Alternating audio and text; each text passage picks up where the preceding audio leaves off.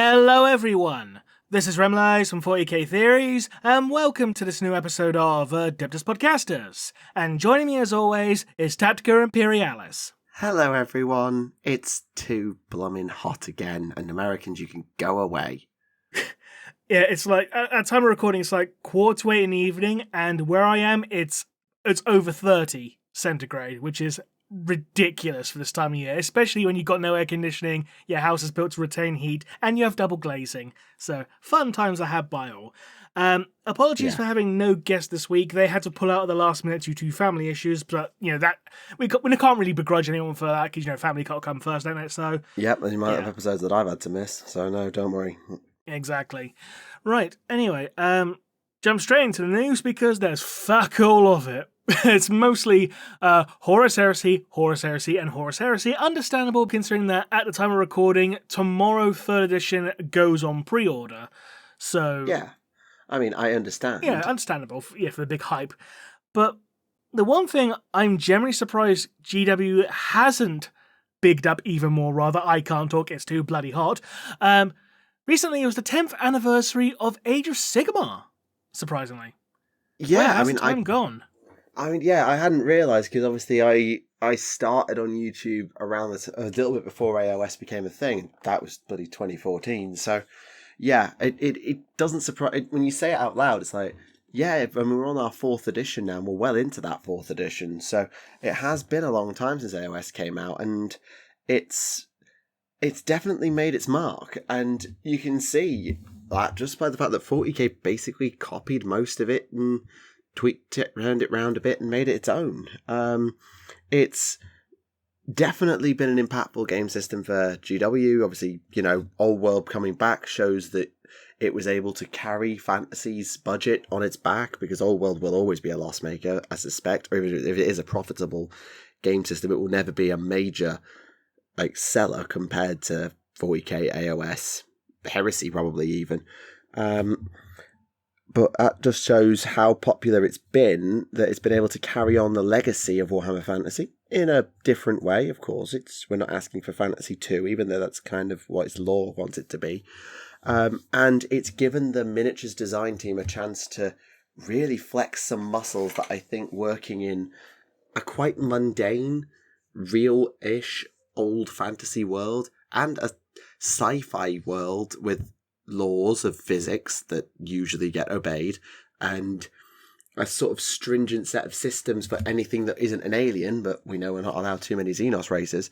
They've really been able to flex a lot of muscles and come up with some really cool takes on high fantasy that diverges enough from the Tolkien-esque formula. And that's not a criticism of fantasy or other systems that use Tolkien-esque inspirations for elves and men and dwarves and orcs and all of those things. I'm not criticizing those things at all, because, Tolkien's Tolkien, and it is to be commended. But AOS has had the room to go, yes, that's a thing, but also something else. And because they gave us some, sky pirate dwarves, they gave us some, sea elves, that kind of thing. And they also gave us Gul'dan from World of Warcraft, because that orc shaman is literally just Gul'dan. It is. Yeah. I'm sorry, I have to point it out, but yeah. And they've just had... Yeah, sorry, go on. Sorry, Karen. I've waffled enough. I'd say, to use a wrestling comparison, in a way, Age of Sigmar is kind of like TNA. It started off and people think, oh, it's not going to last a week. It's not going to last a month. It's not going to last a year. It's not going to last 5 years. 10 years later, it's still here, It's like, however, it's the game system that will not... It's a setting that will not die. Just like TNA is the company that will not die. Yeah, but bear in mind that TNA really put itself through the mill and has always been considered not just, it's not a competitor to the WWE that is 40k. It kind of, I wouldn't call it AEW, where it's this off-the-wall, completely different, but trying to take itself seriously thing that actually presents itself as, hey, you like 40k? Try us. It's not a competitor, it's an alternative. It is, and it's a big system. Granted, it doesn't have the same traction that 40k does, because 40k has 40 years of history behind it now. So it will never be 40k. Time, yeah.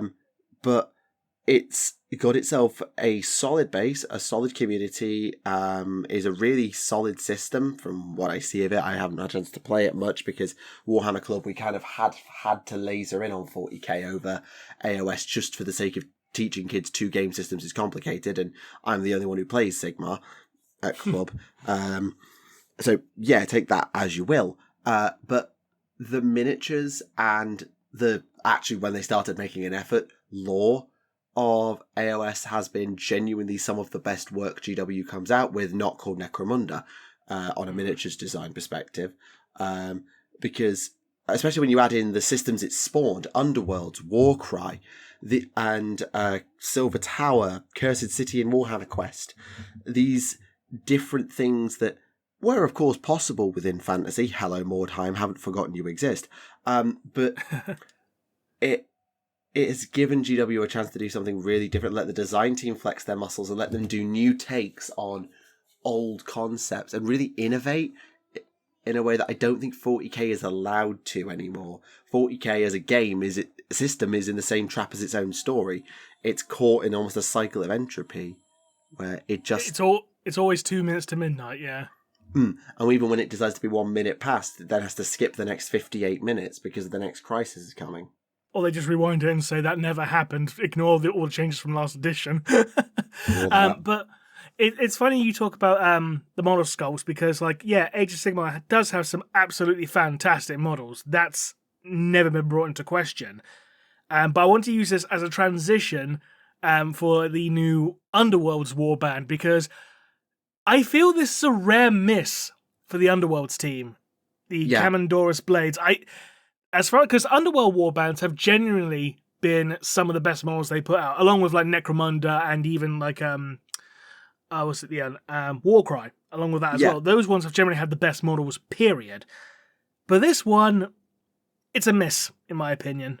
Yeah, I think... And part of it is the derpy looking mouths. Like, I get what they're kind of going for, like, you know, like the rictus grins, like, you know, the sharpened teeth, but it just does not translate well.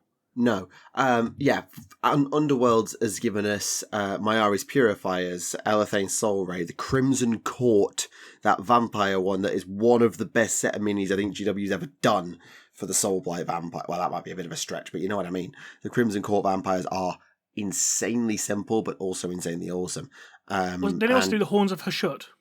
The Horns of Hashut is another one. That's in Warcry, I believe. You've got the original when they brought the Snarlfangs in before Gloomspite gets, and they've also been a really good prelude to, hey, this range is adding this now, because they give us a hint before it actually drops, like the Venari Blade Lord in Myari's Purifiers being an example. But yeah, I think these guys, there's 2 things working against them. One, as you say, is the faces. They do look derpy. And the other, and I don't normally say this, I think the paint scheme of the skin lets them down. Like, you look at the like strappings and the metallics and you go, yep, that's heavy metal. And then you look at the skin and you're like, did they just slap one colour, give it a faint wash and call it a day? I know they didn't because there's way too much tonal detail in there. I know that somebody spent hours labouring over these, but they're so monotone. And almost like they've had their muscle lines painted in as opposed to them being natural, like shades of washes running into the cracks and things like that. I don't know. Also, something about those watching may not be able to see due to the resolution, but there's also been some critique in regards to the photoshopping of some of the models as well, having some very blurry edges in some of the screenshots. I mean, I like the little... Is it a bull? I don't even know what it is. The little... It's a dog. Doggo with horns and a collar of corn made to mimic a flesh hound. I think that's quite a cool touch. I guess you can call it a bulldog. Da-da-da-da-da-da. But this is one of the times where 40k did hey, these are mortals to do with corn, but they aren't the crazy ones. These guys just wander around picking up skulls. And they do kill people, absolutely. They follow along, hunting down stragglers, taking skulls to carry them to Corgus Kull's throne, you know, the equivalent to skulls for the Skull Throne in real life. But, like, we just got the 40k kill team of that bloodletter themed warband with the mecha bloodletter legs. I've forgotten their names, and apologies to the people who love those minis because I think they're really cool as well. But those, I think they're called Gore Chosen. I want to say Gore Chosen. I want to be wrong. Those guys are mortals who've had a brush with Khorne and who serve Khorne and are fanatical, but not like in the same as the ways the main focus of the game, which is Khorne Bloodbound versus World Eaters. Then they're different in a different way. These guys, I think, are sort of the attempt to do something similar, but without the ability to do, hey, I'm a mecha bloodletter. They just feel like they come off a bit like a cheap knockoff. Yeah, I mean, like, the leader of the warband, it just comes across as like, I mean, you've seen Temple of Doom, haven't you? Mm-hmm. Yeah, it just seems like the leader comes off as like, just like a gender swap version of Mola Ram. The thing is, Mola Ram's cool. Yeah, that's true. Whereas these guys are not. Yeah. It is a shame. It is a shame. As we've said, AOS does not miss much. Like that that new warband of K-Knights that serve Warheg that they dropped the other week are obscene. They are so good. Along with many other warbands. Like, the Electro Zombies. The Electro Zombies. Oh, yeah. That's such a cool warband. There's so many like that. And these just miss. You're right, they just miss. And maybe it's just the way that the skin is painted, and someone who paints them differently will be able to make them look sick, and it is just a case of it's just the wrong paint scheme at the wrong time on a slightly janky sculpt, but you can make it work. Maybe it's that, but I don't know. They do feel like a bit of a miss. Sorry. But it is rare. It is so rare for AOS to miss. The Ideneth, the Lumineth, the Caradron, the Fire Slayers, the Gloomspite Gits taking goblins in such a different direction, even though they still look like goblins. The Ossiarchs. The Ossiarch Bone Reapers. Oh my god, the Ossiarch Bone Reapers. Even the bloody vampire count reincarnation of the Soulblight Gravelords. They're still just vampire counts, but fuck me, they do a good job with it. And they had the Barrow Knights in and all of the elite skeletal troops. It's just... AOS don't. And yes, I know Stormcast equals Ground Marines. Yes, I know the meme. Thank you. I thought the meme was Sigmarines. Sigmarines, Ground Marines, whatever you want to call them. The Stormcast range is not the best range EW's ever done, but neither is the Space Marine range. And when you actually stop having the monopose starter boxes, looking at you Sequitors, who we have a trillion of thanks to Warhammer Club starter boxes, you guys really don't look great when you're all lined up next to each other and you all look the fucking same. But the actual Stormcast range has room for really cool stuff. And once 2nd edition started to actually pay attention to, hey, the Stormcast being reincarnated all the time and being functionally immortal, that's got to have consequences, right? Like, as soon as it started leaning into the not grimdark, but like consequences of my actions and the faults in the Stormcast thing that they really leaned into with the Sacrosanct Chamber of 2nd edition, and then really came back to in 4th edition with the Ruination Chamber, holy hell, Stormcast got 10 times cooler. And they really stepped their game up from the AOS 1 Marine Storm. I just called them Marines. That tells you everything you need to know. The AOS 1 like Liberators and AOS 2 Sequitors to the Vindictors of AOS 3 and the redesigns of AOS 3 and 4 that they gave the Stormcast. They really stepped their game up and made the Stormcast a really cool, unique range again. And I have to take my hat off. I'm not Stormcast's biggest fan, but I do have a large army of them from a town called Malice back in 2017. And the new minis always impress me when they drop them, pretty much. Speaking of misses, though. Yeah, I was going to say, speaking of Sigmarines or Ground Marines going to Space Marines, the new Space Marine heroes, they are Space Marines. Yep, that is green definitely. Ones. Yeah, that is. I feel this is definitely a bunch of Dark Angels. Yeah, I feel this. Oh god. See, part of me wants to say generic, but it's like, I think that's a little unfair. But at the same time, it's probably not too far off either. Like nothing about this screams big, special models. Like, because if you compare it to like the heroes for the Death Guard heroes, do you remember those? from Space Marine Heroes Death Guard ones, they all look I don't cool, remember how they look, but I do remember them coming out. because they had some absolutely fantastic designs and sculpts. Like, they were just so full of character. I mean, I'll just bring up a picture of the Death Guard ones for people to see on screen right now. But, like, they were so characterful, had so, interesting poses. You could tell each one was an individual. Yeah, they all look like characters. Yeah, whereas, like, the Space Marine Hero ones, it's like, the only thing that really separated them is, like, either their heads or their weapon. And that's pretty much it. Well, we at Warhammer Club have intercessors, assault intercessors, infiltrators, reavers, and Infernus squad, and we don't have Sternguard, but you could have told me that was just a random sergeant and I would have believed you. I didn't realise it was a Sternguard veteran. Mm. And I look at all of these and I go, minus like a couple of heads, but they're not that amazing heads, I could make these at Warhammer Club if you gave me those bases. The only one that I might struggle is the Reaver. Every other one is just a standard sculpt. There is nothing special going on. Nothing. No. I mean, even when you compare it to like the Blood Angels that came out a while back, the Blood Angels ones were better because at least some had some unique poses. Like we had one guy like, dual wielding guns, or one guy charging with a knife, one guy throwing a grenade. Like, I know you still had some more generic poses like the guy with a plasma gun, guy with a flame, a guy charging with a bolter, etc. But they were still more characterful than these Dark Angel ones, I feel. Because these Dark Angels just feel like, ones you'd get in the box. If that makes sense. The Blood Angels ones get the "at least you tried" sticker. These guys get the "did you even fucking try" sticker. Yeah, I mean, considering these are supposed to be not Black Templars, Dark Angels, the other knights, yeah. Considering these are supposed to be Dark Angels, you'd think they would have, like, tried to, like, add some more distinguishing features. Like, I don't know, maybe like cowls or something, at least, or more tabards or something. I don't know.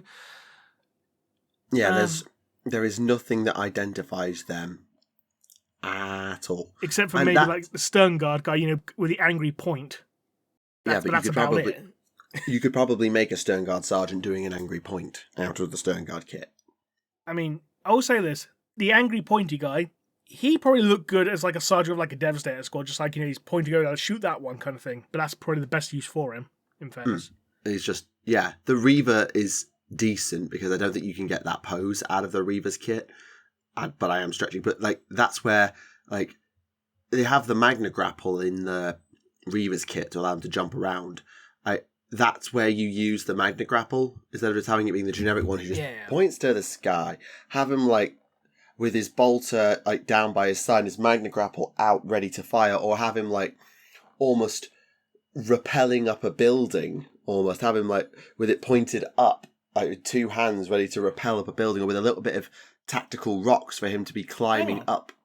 Hang on a second. The Phobos Marine on the left, has his bolter got 3 fucking scopes?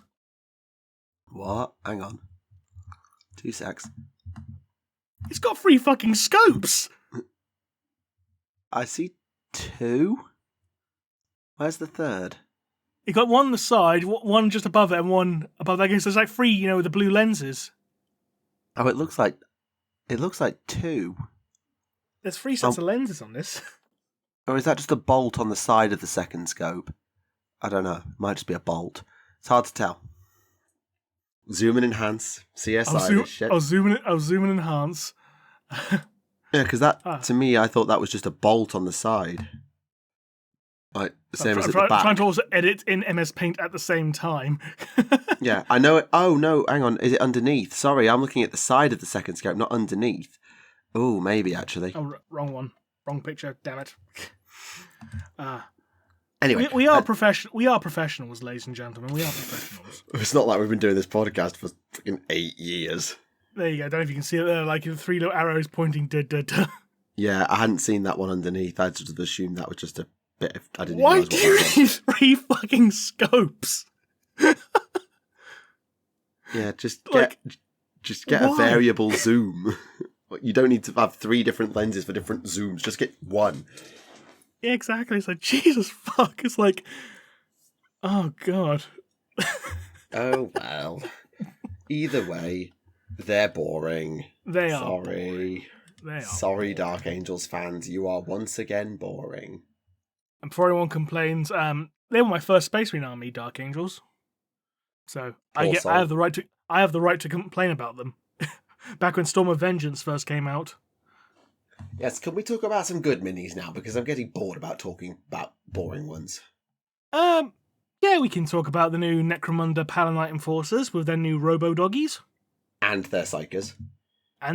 So let's do the normal Palanites first. Yes, Palanites are basic. For those not wondering, they are to the Arbites what a sheriff's department is to the FBI, essentially. As in, they're the highest civil authority before the major federal authorities get involved. Yes. Yeah, they'll deal with everything that's below, everything that, a standard cop can't deal with, but that doesn't require an Arbites. Yes. And if the Arbites get involved, everybody dies. I love the Cyber Mastiffs because they actually look like full-on robot doggies this time. I love them. Yeah, Cyber Mastiffs, sometimes they've gone with augmented dogs. These are so heavily augmented they're hardly comforting to be around, but very efficient at mauling. They do look like full-on robots.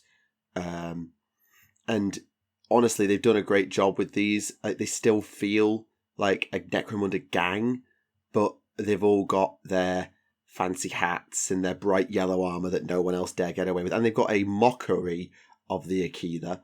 It's not a full-on Aquila, but it's the best they can fit on that chest plate. Well, it looks like a skull. Does a bit, yeah. I can't disagree with that. And then they've got bloody shock batons, assault shields. Yes, more riot shields. My Arbites love their riot shields. I love the guy climbing the grenade. Magnicals, so, they can actually handcuff people. Web guns, concussion carbines, which is a fucking great name for a gun. And sniper rifles, of course, because, why not? They are really, really cool, and I think that if you're playing Imperial Agents and want to do something different for a squad of Arbites or Imperial Navy Breachers, you could go a long way by using these in place of, say, Navy Breachers to represent, hey, this is an Inquisitor's warband operating on Necromunda. So instead of bringing in the Navy, they've co-opted the Palanites, but they operate in the same way. Mm. And then they get sticking the with the Yes, they have sanctioned psychers. One's basically a telepath, and the other one uses gravity wells, essentially, to crush shit. Yeah, so I quote, forced to endure unprecedented levels of hypnotic programming, even amongst the brainwashed Palanite, rendered incapable of questioning orders. Locked in chambers with protective wards, then locked in suits of psycho-reactive armour, picked by Lord Helmore for unshakable discipline. And then they've got hexagrammatic dampers. That means they perils of the warp. It just means they just get knocked out instead of suddenly demons, which is just a great touch. And more object source lighting on the models as well, around their wrists and all that. They've made a real effort on both of them, the Cyrender and the Bone Crusher. Also, I love the fact that it jokes that force fields create hurling enemies off high platforms, a Necromundan tradition. Having researched a lot of Necromunda recently, I can verify, that's actually a thing. How much of a thing? It happens at least 2 or 3 times every century or so. Whee! Also, every 30 to 50 years, someone gets thrown off a building. Pretty much. Also, can we appreciate the fact with the Bone Crusher, he's got tactical rebar? It really shows the strength of his gravity field. It's like he's just warping the very ground around him. That's so badass. I love that. Also, I love the padlock around his neck as well. Yeah, they're locked in the suits. Yeah, it's actually full-on padlock. That's a nice little touch. Also, the telepath one, I forgot its name. Cyrender, yeah. With the shape of the head, you could probably use that as a basis for a Calexis assassin. Depending on the scale, maybe, yeah. I mean, Necromunda scale is the same as 40k, so... Yeah, I mean, I don't have a Calexis. You'd probably want to still swap the helm out, because the Calexis helm is kind of the most distinctive thing about them. But that's why I say a base for a conversion.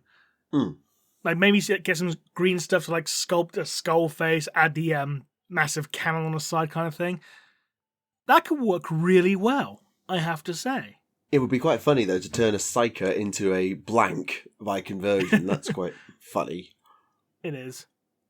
But no, I think they've done a really, really good job. And as I said earlier when I was talking about AOS, like, outside of Necromunda, AOS is probably the best stuff GW does, but then Necromunda does not miss. Like, I cannot think of the last time Necromunda missed.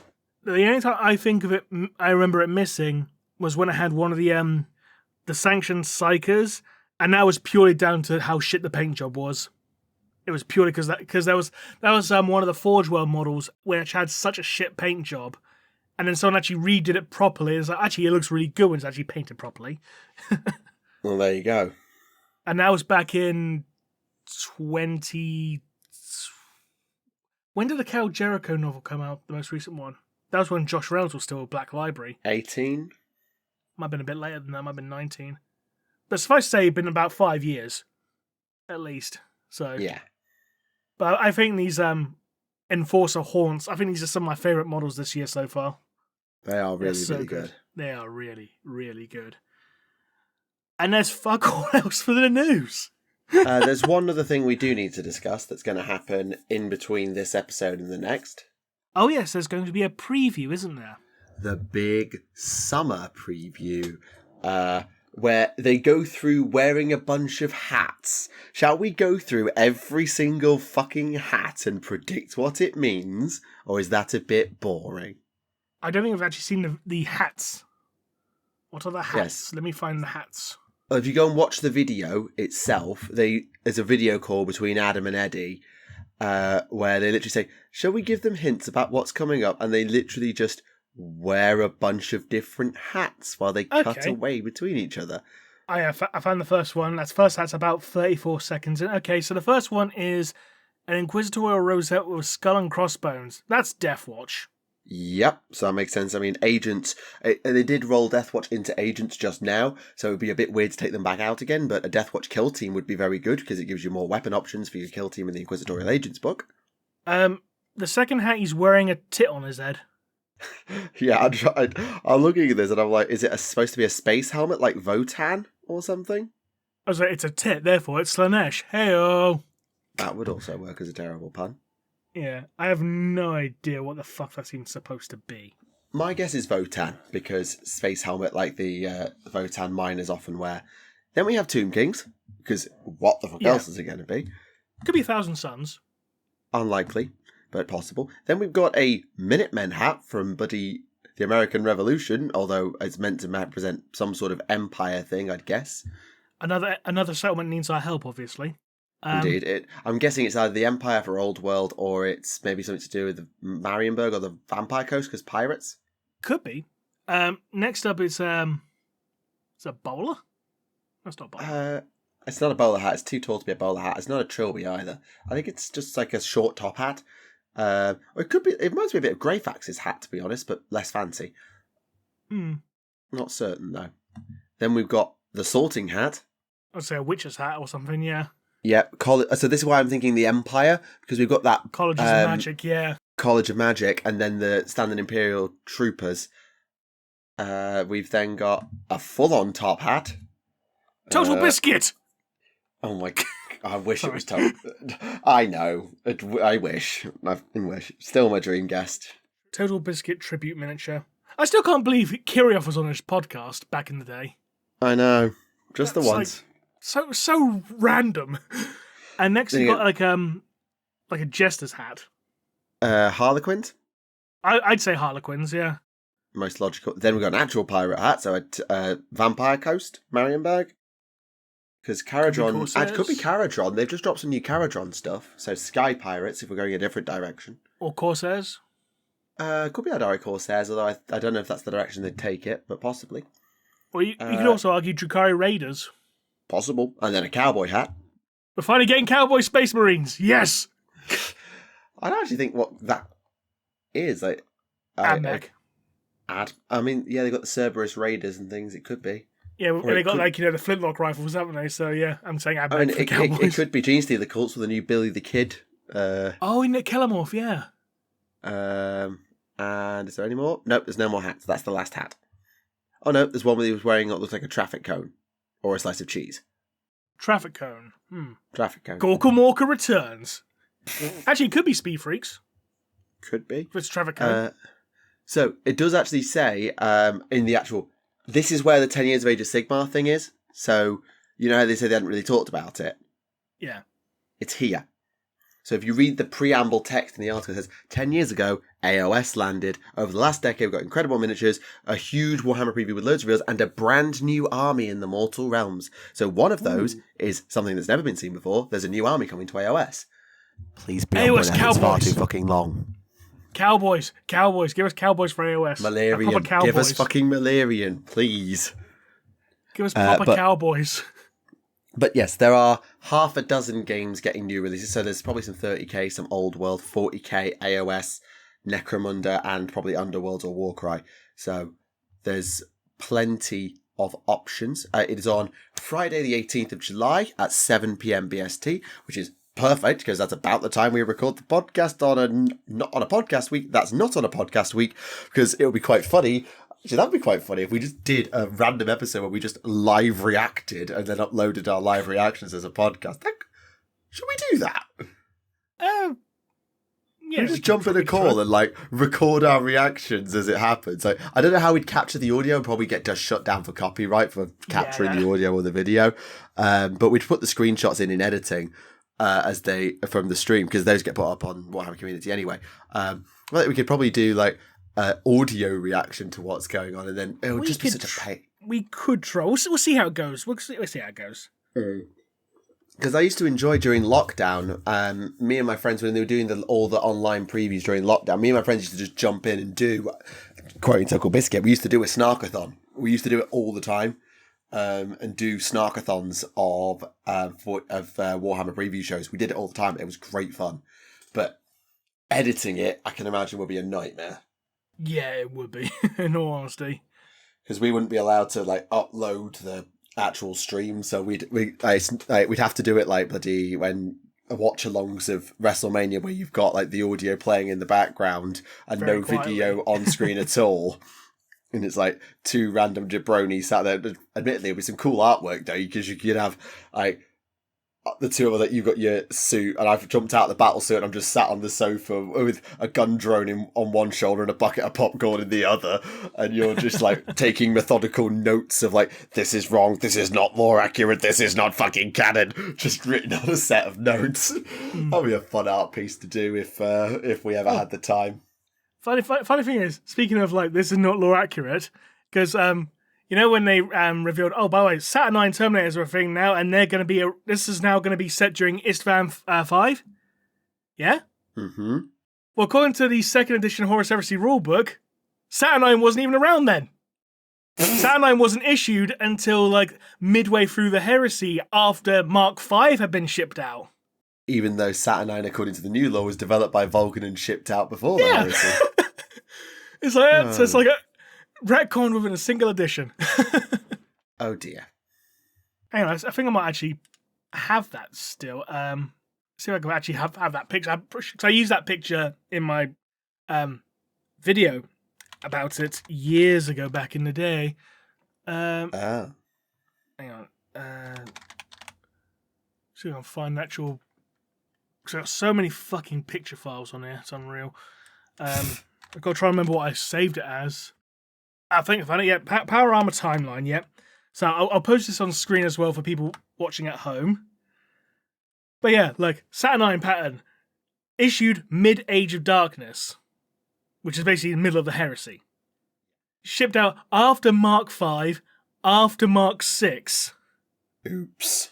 Now, it does say on Mark VI, it issued late Great Crusade prototype issue, but like it wasn't shipped out properly until midway through the Heresy. So yeah, because I mean, the whole point of the original design of Corvus armor was it was given to the Raven Guard because no one wanted anyone to have it. Then Perturabo wanted to prove it was shit, so he gave it to Corvus and said, "Fuck off and test it because we know it's shit anyway, and you guys don't I don't fucking matter. And then Gorvus went, oh, this has extra stealth capabilities. We're going to fuck everyone shut up with this. And proceeded to fuck everyone shut up with it. And therefore it became decided, oh, this is actually really good. Corvus, you're a genius. And Perturabo was like... Let's not forget as well with Heresy Pattern, the reason Heresy Pattern was developed is because, oh, we're running low on supplies during the Heresy. Here's some cheap and nasty armor. That's why you make so much use of, like, rivets and, like, the bumps, or I've forgotten what they're called. The nodules, there you go. Yeah, I thought Mark V was always like, it's a thrown together mesh of 3, 4, and 2. It pretty much is, yeah. Because basically, due to, it's not a pattern, it's just a mess. Yeah, pretty much. And yet it came out before Saturnine. So, whoever says there's no such thing as retcons on 40k, explain this shit.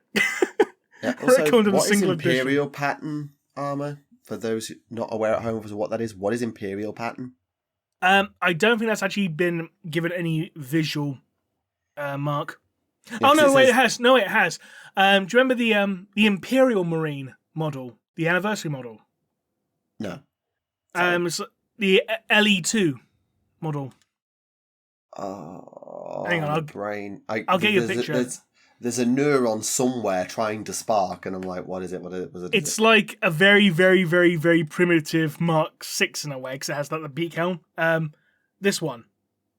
Oh, yeah, I've seen that many before, sorry. Yeah, the LE2, which is the inspiration for the character of Leetu, because LE2, Leetu. Yes. God's sake. But yeah, I appreciate that they actually painted him as a Crimson Fist, though. Of course. Well, it's like a Rogue Trader throwback, but yes. That's the Imperial pattern. Got you. Fair enough. Because it was literally sold as the Imperial Space Marine. Fair enough. Because it was like an anniversary model. Got you. Yeah. Sorry, I'm just having a glance. There's the one thing I've done with Heresy is I've been having a read of the Titan rules to try and make sense of what the hell is going on. Like, it's got 4 different sets of armor that you can shoot, which you've got primary armor, exposed armor, separate fucking hit hull point, and you've got different layers of void shields, which you can also regenerate. You can pay points to upgrade your crew of your Titan to make them better at regenerating. And then you've got crippled locations, which then, if you get through all the hull points, you then go on to exposed armor, so it's easier to do more damage. You go onto a critical damage table, where nothing happens unless you can roll 5 or more on, I don't know how many d6 it is. And then you've got strength modifiers that determine how much damage it actually is. And then consult profiles for secondary explosions, reactor failures, where it can take no further damage and it counts as dead, but also just wrecked. Secondary explosions that can cause things to cascade the reactor, and then full on engine kill missions to see which objectives have got going on. And it's like, Jesus Christ, Titans look like, I mean, they are basically a game unto themselves. Like, it's like, hey, you guys like Titanicus, which is way, way fucking complicated? Have that, but also add all the other heresy mechanics to it and put it in the same game. Yeah. I mean, it's cool, but for me, does it look complicated? But I did want to pick up on one comment, actually, because we had a chat last episode about, oh, heresy is the complex system and 40k is the simple one. And there was a comment that I read, and I thought, actually, you make a point, person in the comments, because they were like, 10th edition is, according to this comment, remarkably hard to teach, which was interesting because obviously I spent a lot of time teaching it. And I know what they mean. Like, if you just want to put the models on the table and play, 10th is relatively easy to teach because strength and toughness and AP and damage is the only thing you need to teach, is how the damage rolls work. Once you start adding in, like, faction rules, detachment rules, enhancements, special rules for weapons, like this universal special rules, it does get more complicated quite quickly. And many of the games that I've played this year, I have basically neglected to use stratagems or faction rules at all, because it is just a pain in the neck. And I think that's true that any game is easy to teach if you ignore all its layers, but it was just an interesting comment I wanted to bring up because it was an interesting that made me think. Fair enough. So, have you been reading anything as of late? I will start carry on reading Hand of Abaddon tomorrow. I have not had time because it's been mock exam season. We've had the exams and then we've had mock exams and they've needed marking. So I have not really had time to do much at all, so I haven't even touched Hand of Abaddon since last time. Sorry. So no, I will start reading it tomorrow because I'm stuck on a train for about 6 hours 3 hours each way tomorrow, so I'm hoping to get plenty of time to read. I was going to say, stuck on a train for 6 hours, that bloody hell, in this heat, you're fucked. Well, it's 3 hours each way, but... Right. It's, I would say, at least it's not 6 hours each way, that would be horrible. Agreed. Well, I finished reading through the Fulgrim novel. Sorry it's taken so long for me to get this far. But it is a fairly chunky novel, all things considered. But yeah, so we'll probably go back into the spoiler room, just because of how new it is still. Yeah, probably best to be safe. Okay, so entering the spoiler room brawl in 3, 2, 1. It's too hot for me to make a quippy wrestling-related comment, so fuck it. So yeah, last time, the Emperor's champion killed Tamaris of the Perfectii, whatever his warband was called. Except he's not actually dead, he's just mortally wounded. It's like, I'm dying, kind of thing. Just as if to say, hey, he will be back later, don't worry. Pretty much, yeah. And Berengar, he's attacked by the Emperor's children. He's like fighting his foes off. He gets attacked by a venom crawler. He blows up the venom crawler by stabbing it with his sword. Impressive. Yeah. However, it blows off his arm. The explosion, obviously.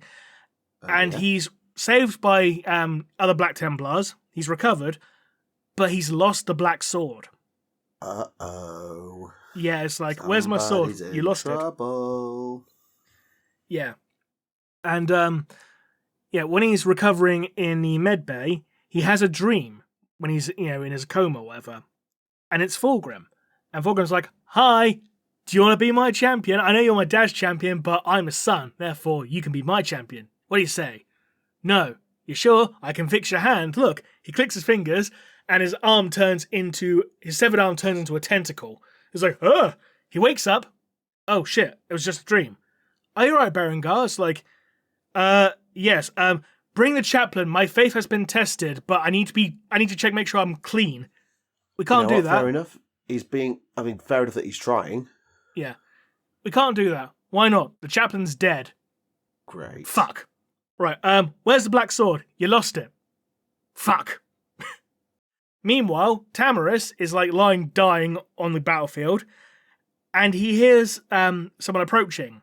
And it's the apothecary from his warband, along with another one of his warriors. And it's like, oh, Tamaris is alive. Yeah, you're going to help me. Nah. No. What I'm going to do, I'm going to cut out your protonoids. But I'm not dead. You will be soon. Oh, fuck you. You've thrown him with Mauvais, haven't you? Yes, we have.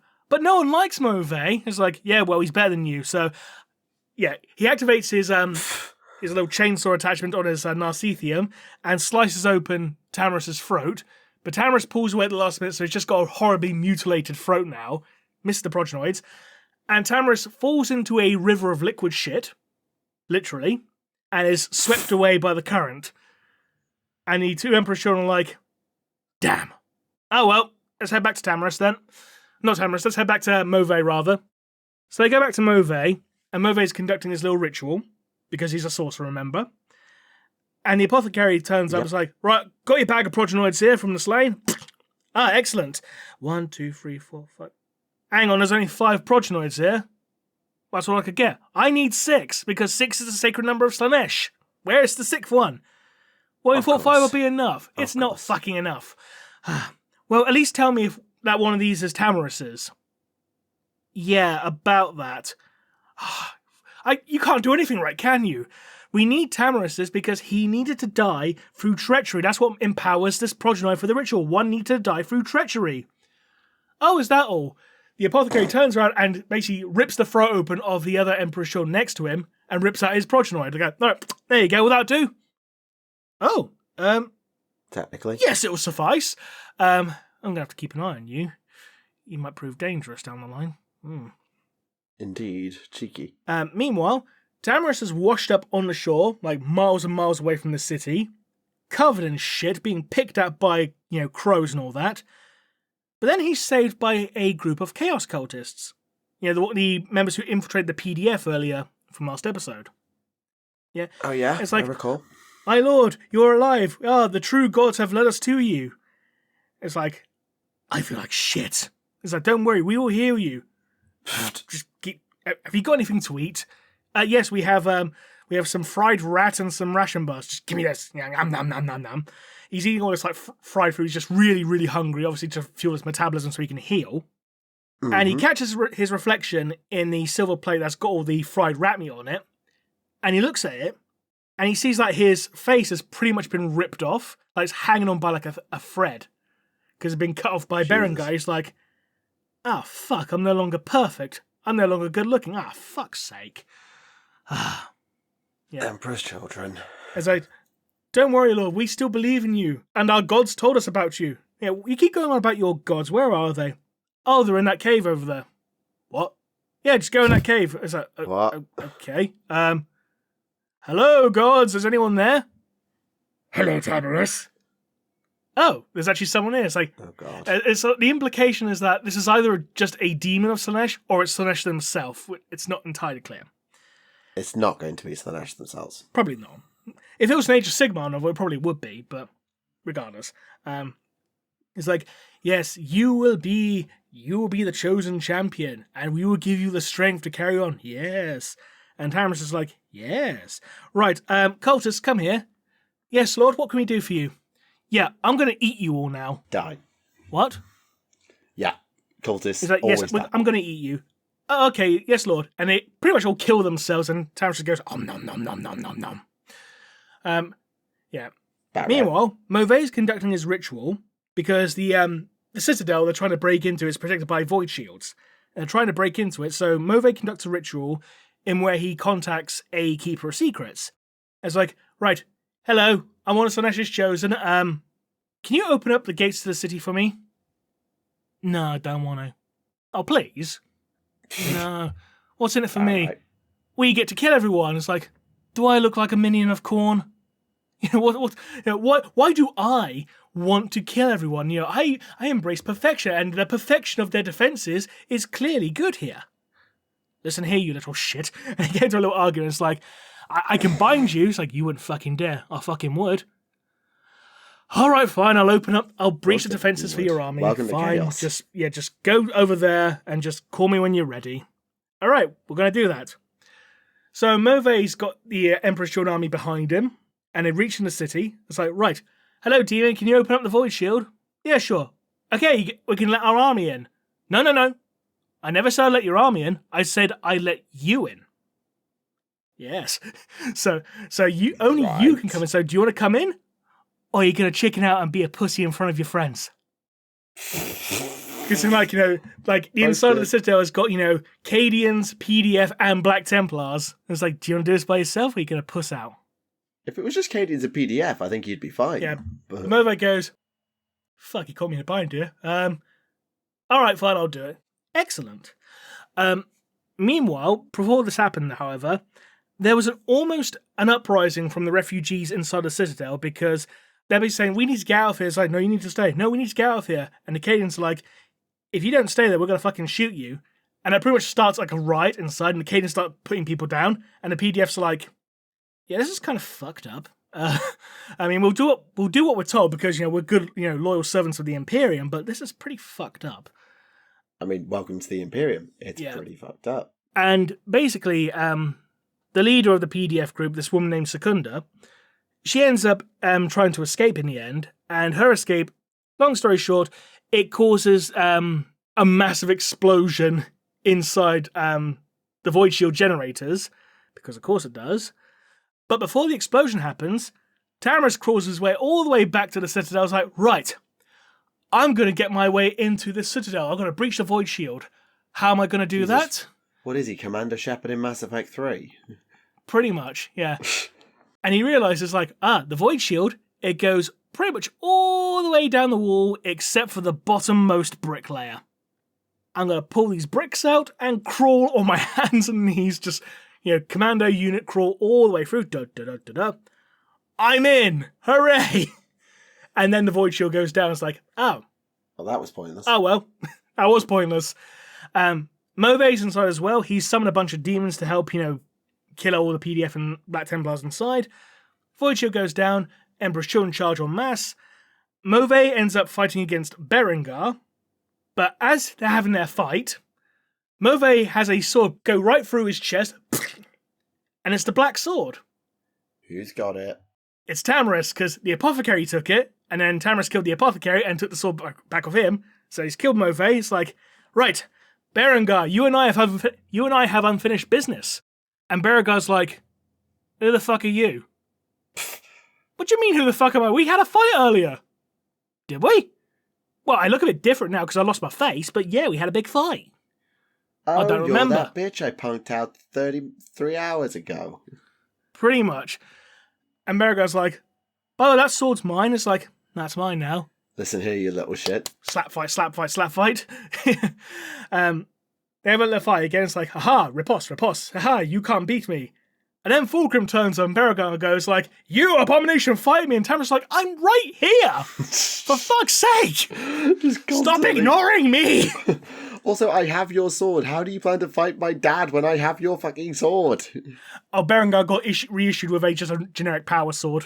So that's how it's I guess he had a power sword, but no Emperor's champion is going to fight the Emperor's son without the Black Sword of Sigismund, are they? No. And Fulgrim just goes like, can someone kill this guy, please? And the Emperor's shown rush Berengar, and Berengar's like, no, you will not face me, ha ha ha, riposte, ha ha, you cannot beat me.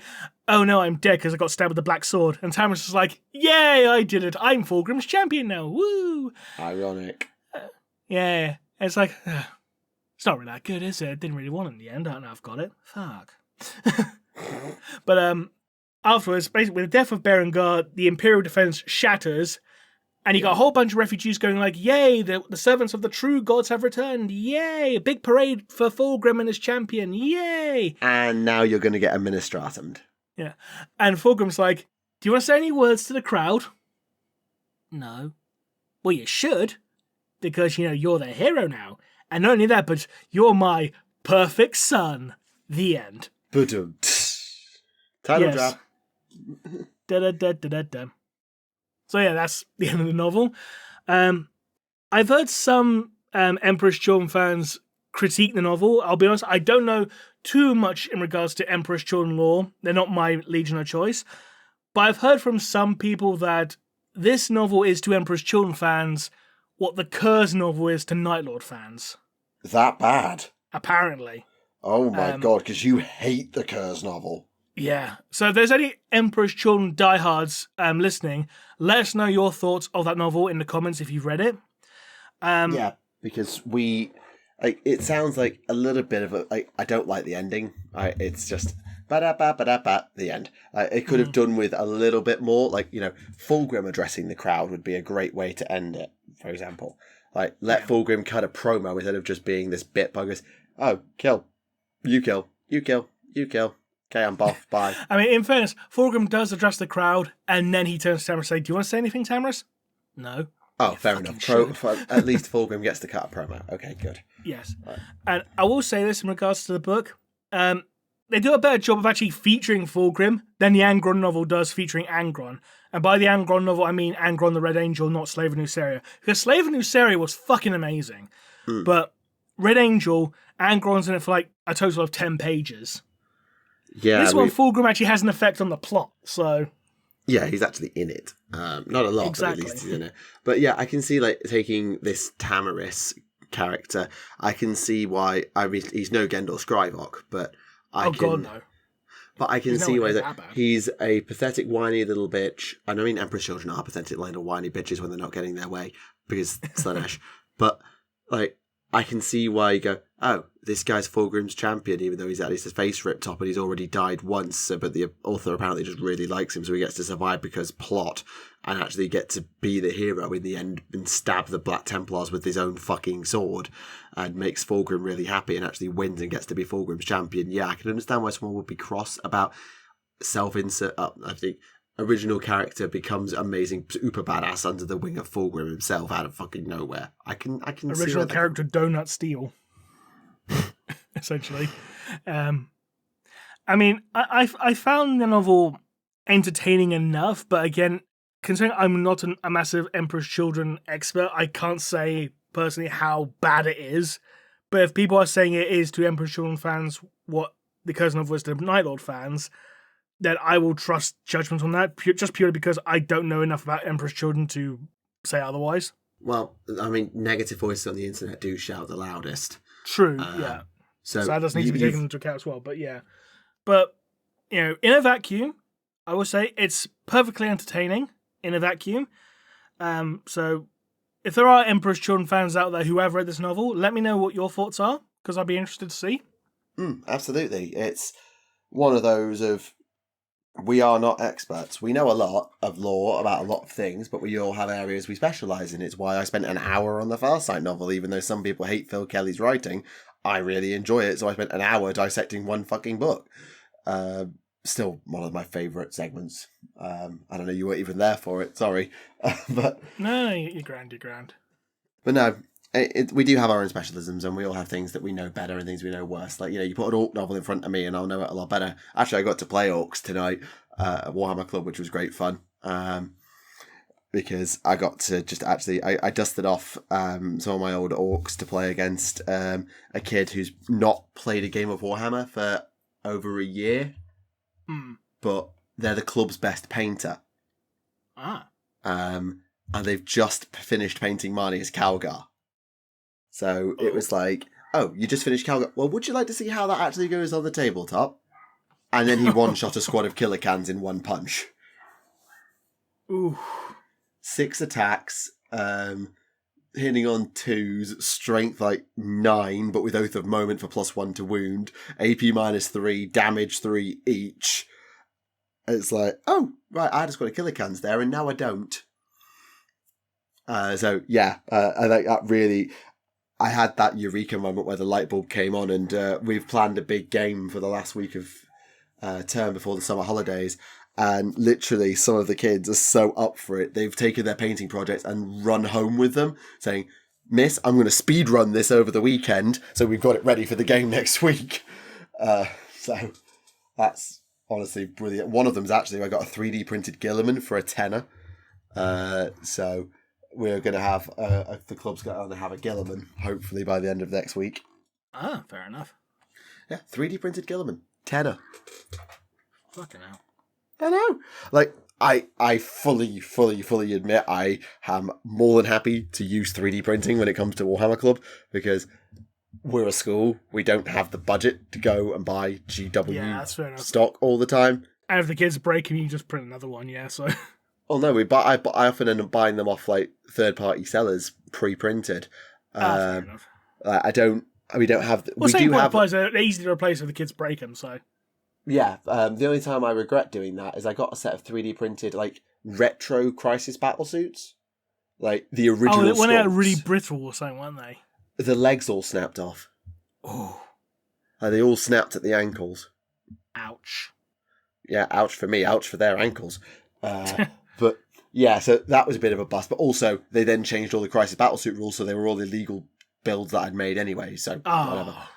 Because they introduced the Fire Knife and Sunforge and Starblade, wasn't it? Starsight. Yeah. They introduced the configurations, which meant that, hey, this build of Cyclic Ion Blaster, Shield Generator, and Burst Cannon, yeah, fuck that, fuck off. So that was just fuck that, gone fuck immediately. off, and fuck you. Yeah, fuck that, fuck off, fuck you. So yeah, that was disappointing. The one thing that I was quite sad they didn't do when they did all the extra stuff, because they added all the Farsight stuff in a experimental weapons cadre for Tau in the, I think it was the Grotmus detachment. No, the Grotmus detachment was the auxiliary cadre, where you got to use like millions of Kroot and Vespid and got loads of synergy off it. But they introduced another one called the Experimental Weapon Cadre, where all your weapons get plus 6-inch range. Fine. But there's also where all the Farsight Enclave specialist systems live. So the Fusion Blades, the Donkey Punch, the Thermoneutronic Projector Super Flamer, the awesome air-bursting fragmentation projector that Arachon used.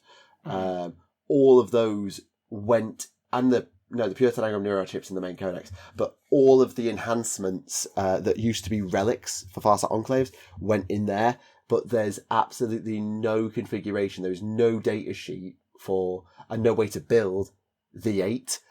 Oh, well, actually, no, I tell a lie. Hold on. I'm going to go and jump on New Recruit because Battlescribe basically stopped.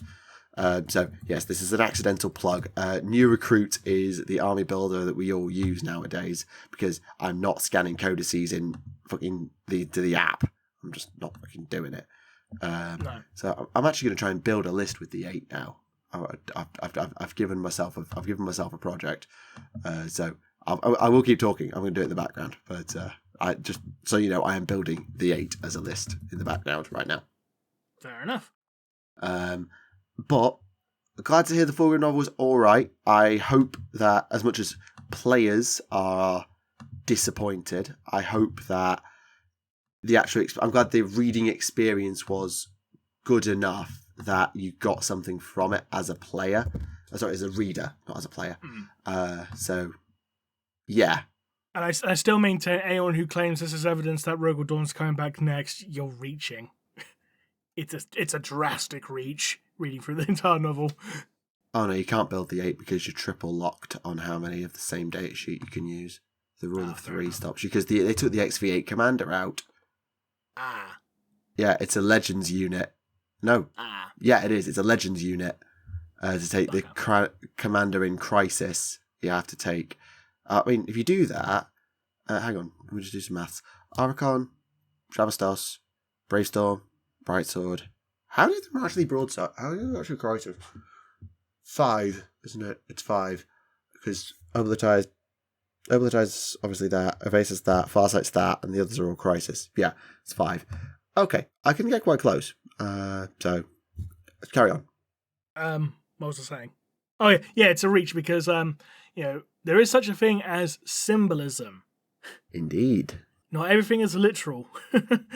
Sometimes you do just have to stop and realise you're being a little bit much. Yeah, what's that saying? You can't see the wood because of all the trees? Or forest for the trees, whatever it is. Yeah, good way of putting it. But yeah, when you're doing your quick maths, your Steiner maths, because, they say all men are created equal, but you look at me and you look at Samoa Joe and you can see that statement is not true. See, normally if you go on one with an Emperor's Children, you got a 50-50 chance of winning. But anyway, do we have any other questions? Or any questions? Not really. Like the amount of comments we actually got on this last episode, we only got 15 comments. Ooh, get out of my ears. We only got 15 comments total. And there was a couple of questions. So we'll do them very briefly. Dokily. How likely do you think it is that Caiaphas Cain is only as lucky as it is because Tzeentch is keeping him alive so Slaanesh can't have his soul and make him a demon prince of bullshit? Unlikely, to be honest. Exceptionally unlikely. Unfortunately, it's a cool concept, but it's not the case. Sorry, it's just not. Next question. This one is actually for me based on the Idoneth stuff. Do you think that the surface of the ocean counts as heavens for the Idoneth, like the equivalent to the sky for humans? And if so, could an oracle like the New Mathala, Oracle of the Sea, predict the future, say, looking at refraction and reflections of light off the sea's surface to try and read the future? I like that idea. It's a great concept. I mean, Soul Scryers and Tidecasters are known to manipulate following trails in the ocean or manipulating the tides. In fact, the Idoneth got a new army rule. They've changed the tides of death from 1 pathway to 2, where they've made the Idoneth a bit like, how they've got the sea and the storm aspects of the Eidolon and the new icons. Yes. Yeah, the whole army does that now. So you've got the tides of death are either tides of the sea or tides of the storm, and it's basically a 4-part track where you can follow one track for the whole game, or you can do a couple of turns on one track, then swap to the other, but you go back to stage 1. So, for example, if you start on the sea tide, you can go first turn, -1 to hit if you didn't charge from all enemy attacks that target you. So as long as if on turn 1, you're not going to be making many charges, so your opponent's entire army is at -1 to hit you.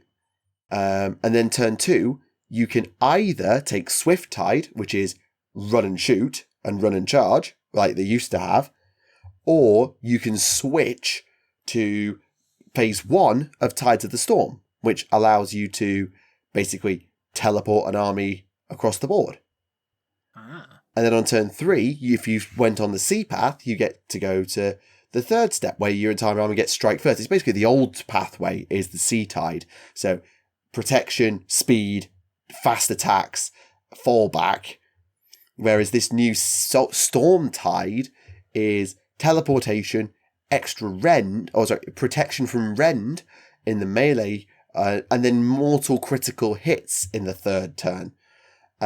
So you get a more aggressive or a more a more defense into speed pathway, or a more aggressive maneuverability into protection into rip and tear damage.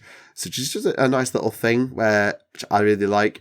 I know it's completely off track, and I know you talked about their new manifestations as well. That wave eel thingy is fucking cool.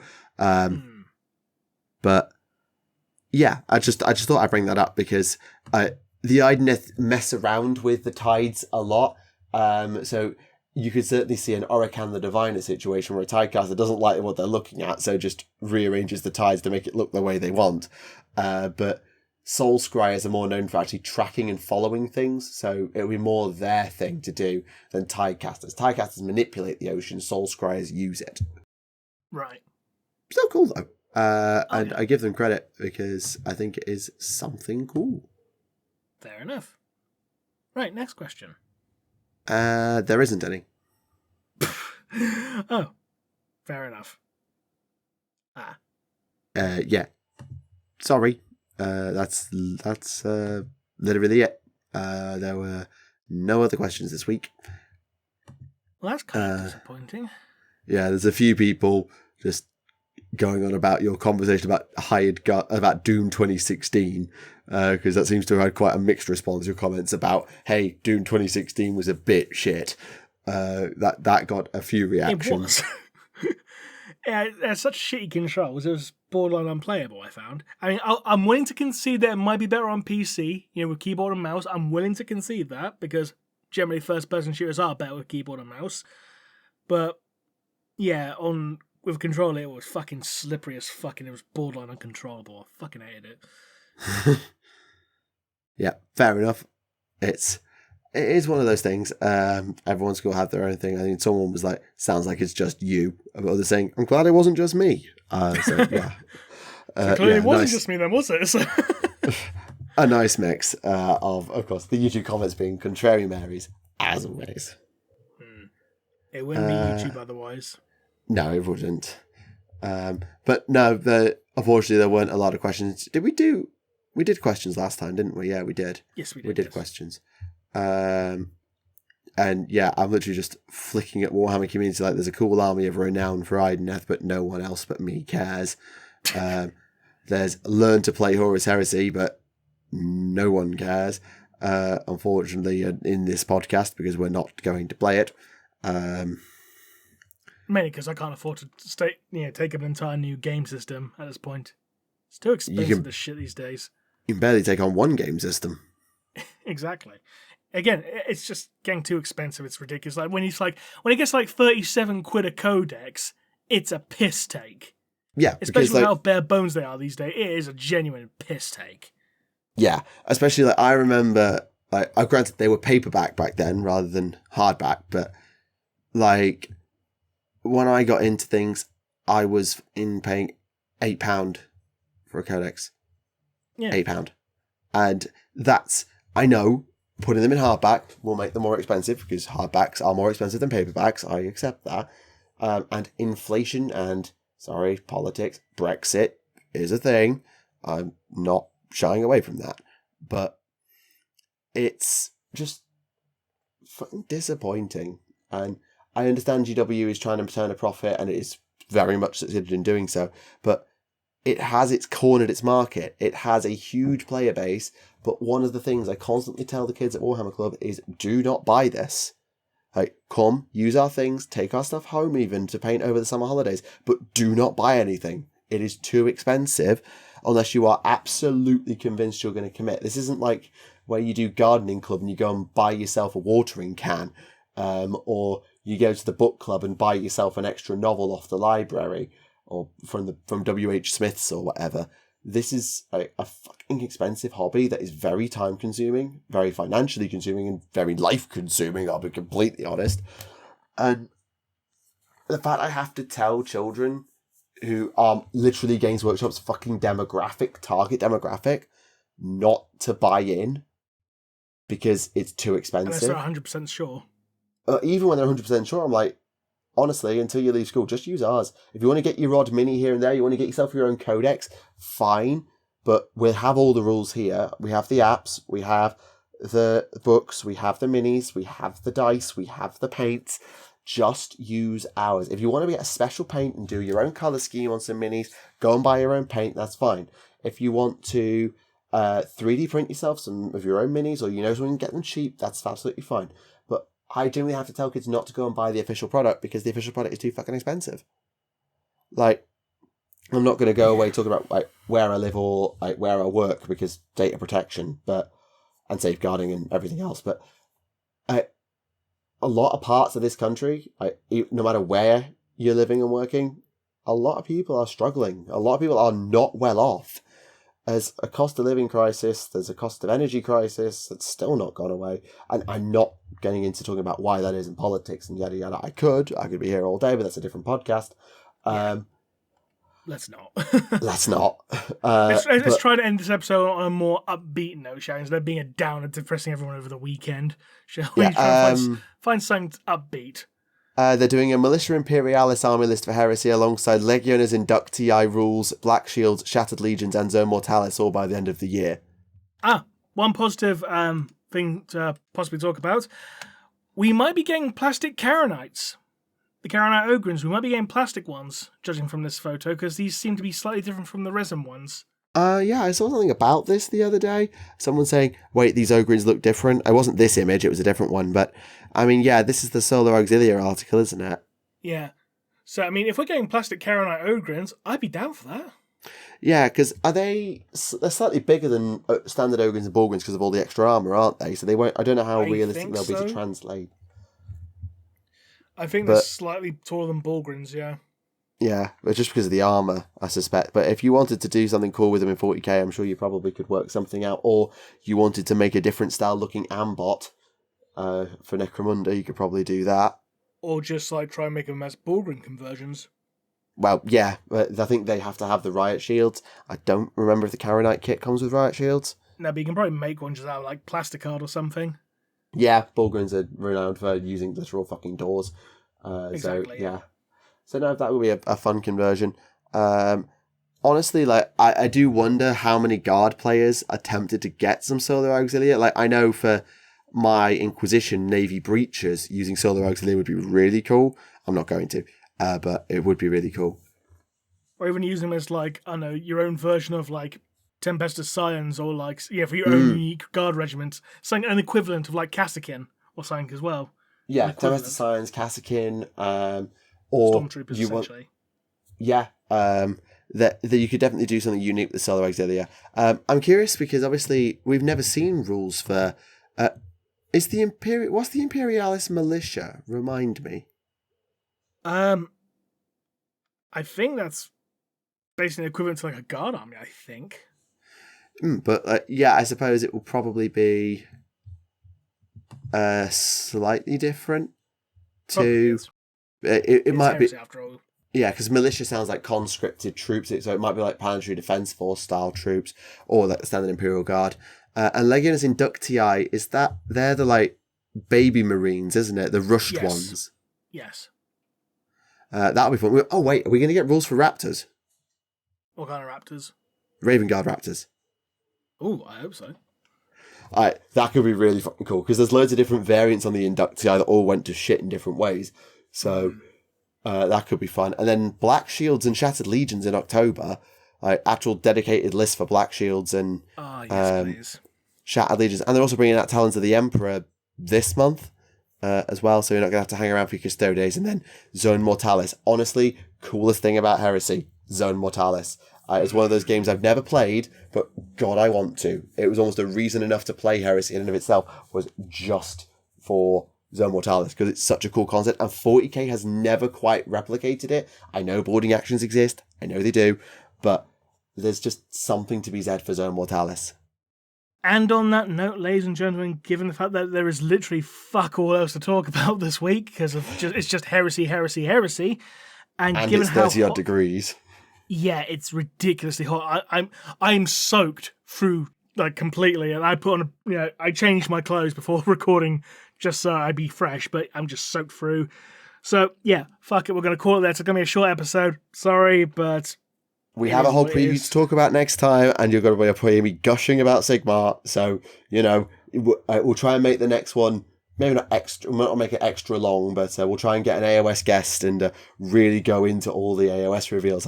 Won't you enjoy that? We might even call it an Age of Sigmar podcast in the title, just to piss some people off, because wouldn't that be fun? And we're not going to do that, don't worry. We're not going to do that.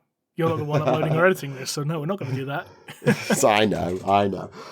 I don't regret handing control of the podcast back to you, because I just didn't have the time, and it's given you some more money, but sorry for all the extra editing work it's given you. It is what it is. But anyway, thank you very much to everyone who tuned in for this episode. We hope you enjoyed it. And until next time, everyone, this has been Remleiz from 40k Theories. And this has been me from Tactica Imperialis. And we'll see you all again next time. Bye-bye.